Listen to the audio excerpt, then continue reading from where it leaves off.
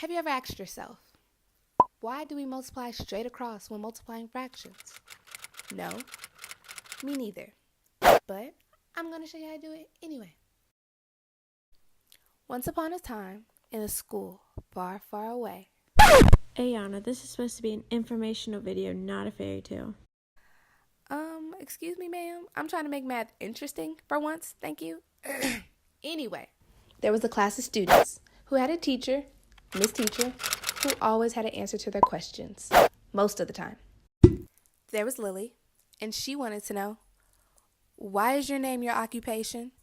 Is that really your last name? Miss Teacher replied, I didn't write this story, Lily. Ask the narrator, okay? And you know what? That answer was good enough for Lily. There was Johnny, and he wanted to know, Miss Teacher, why are there only 4 students in your class?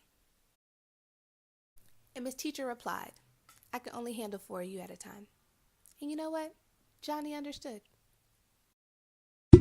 There was Hunter, and Hunter didn't have any questions. He was just chilling, relaxing, looking at Lily from across the room.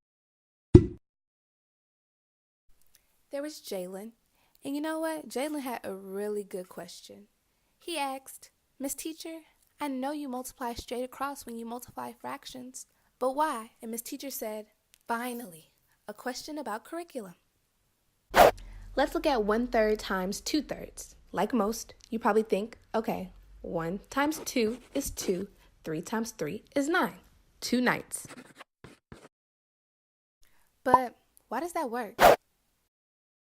Yeah, that's what I've been asking. Why? I was getting to it. Can I take my time, please? Anyways, Miss Teacher said, let's look at a model. Just as before, we have 1/3 and 2/3. As we know, a fraction is taking a portion of something. 1/3 is taking a whole and dividing it into 3 portions. Same for 2/3. Multiplication is a composition. So when you multiply 2 fractions, you're taking fractions of a fraction. So to put it simply, when I say I want 1/3 times 2/3, I would divide 1/3 into thirds. There's my 3 times 3. This gives me 9 boxes total. I want 2/3 of these, then I want 1/3 of that, which gives me a product of 2 ninths. So basically, what I just did was A times 1 over B times C times 1 over D. And if you simplify that, it's the same as saying A divided by B times C divided by D. Don't believe it? Let's plug in the numbers.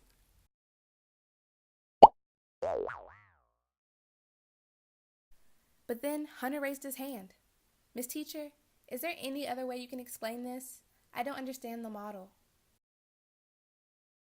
But then Miss Teacher thought, oh no. I don't know how to explain multiplying straight across any other way. This is the one question I can't answer.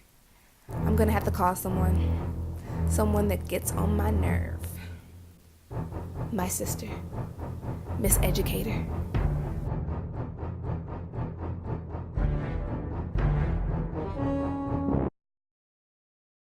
Pause. Anyway, Haley. Yeah, I was talking about you, Miss Educator. That's going to be you.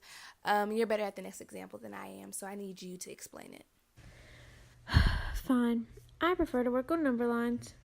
This is still a story, so explain it like a story. Fine. Miss Educator liked to visualize multiplying fractions on number lines. Starting at 0, jump over to each fourth until you get to the third fourth.